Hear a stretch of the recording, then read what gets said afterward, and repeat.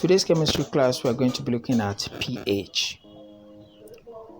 We're going to be considering the definition of a pH, calculation involving pH and pOH, the auto-ionization of water, and the importance of the pH scale to our daily activities. The pH simply stands for potential of hydrogen, that is, the hydrogen ion concentration in a solution.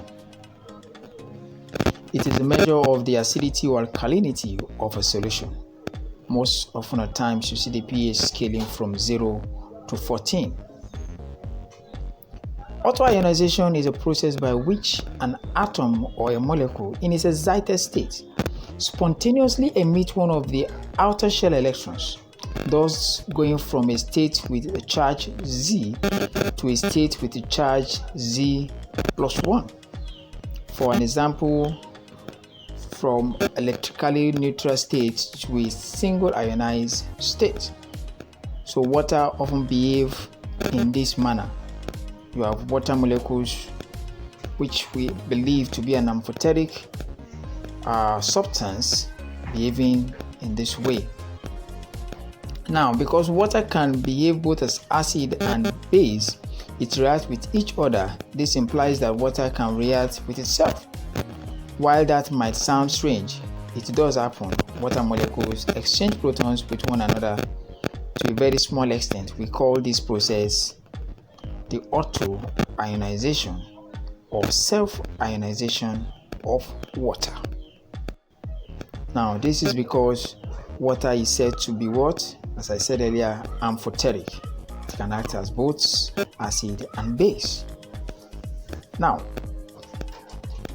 the auto-ionization of water is described by what? By this equation, which is water molecule reacting with a water molecule to give an hydrogen and what? An hydroxide ion.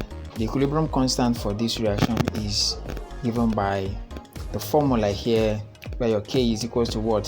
The hydronium ion concentration with the hydroxide ion concentration over what? The two molecules of water, to give you this equation, and then you have the water constants equating to what? The hydronium ion concentration multiplied by the hydroxide ion concentration.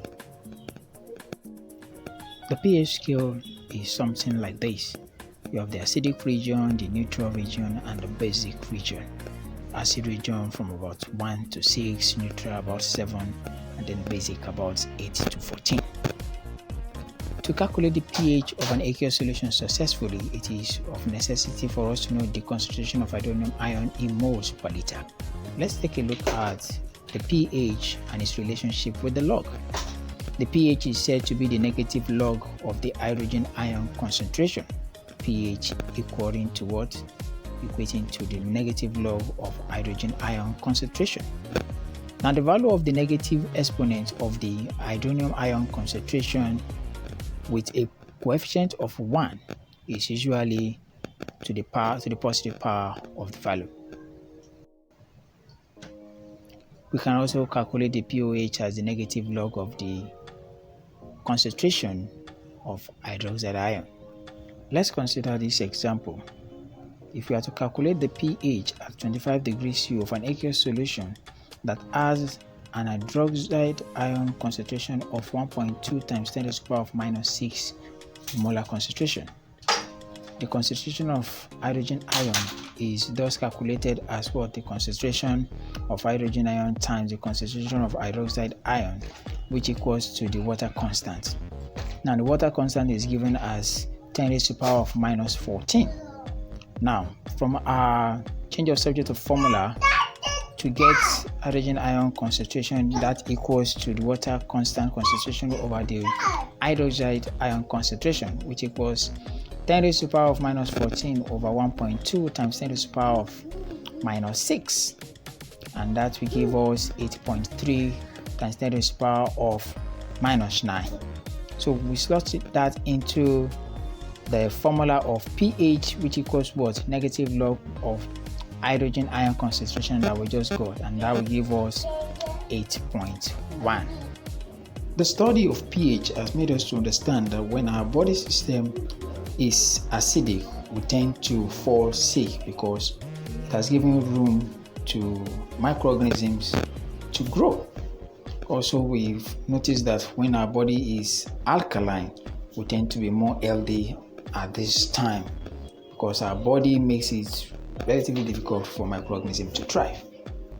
So some of these examples also include the fact that when our body becomes acidic, we refer to this as acidosis, and this usually results from the too much intake of acidic substances with little or no exercise. This also causes poor digestion and poor bowel elimination. This results into causes a lot of diseases in our body system, such as chronic illnesses, cancer, and a lot of them. So that's all we'll be able to take for today.